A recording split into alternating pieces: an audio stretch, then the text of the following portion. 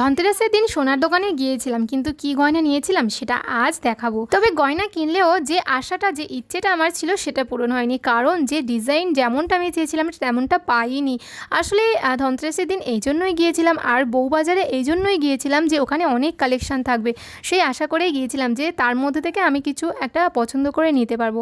আসলে বই দেখে নেওয়াটা আমার ভালো লাগে না, একেবারে রেডিমেড পাবো সেটাই ইচ্ছে ছিল, কিন্তু সেই ইচ্ছেটা পূরণ হয়নি। ফাইনালি শেষ পর্যন্ত এই যে সিম্পল ডিজাইনে দুটো গয়না নিয়েছিলাম। হ্যাঁ, সিম্পলটাই কিন্তু আমার পছন্দ। আর সবচেয়ে বড় কথা হলো সোনা আমার পছন্দই নয়। মানে তোমরা এমন মেয়ে কোথাও মানে দেখেছো যে এমন কোনো মেয়ে আছে যে সোনার গয়না পছন্দ করে না? হ্যাঁ, এটাই আমি। তবে এখন একটু বুঝেছি যে সোনা মানে সঞ্চয়, তো সেই জন্য সোনা কেনার ইচ্ছে হলো। আর সিম্পল এই জন্যই পছন্দ করেছি কারণ বিয়ের যে গয়নাগুলো ছিল ওইগুলো আমার ইউজ করতে অসুবিধা হয়, সেই জন্য একটু সিম্পল নিলাম। তবে হ্যাঁ, এটা আমার ফেসবুক পেমেন্ট থেকেই নেওয়া, তো thank you so much Facebook.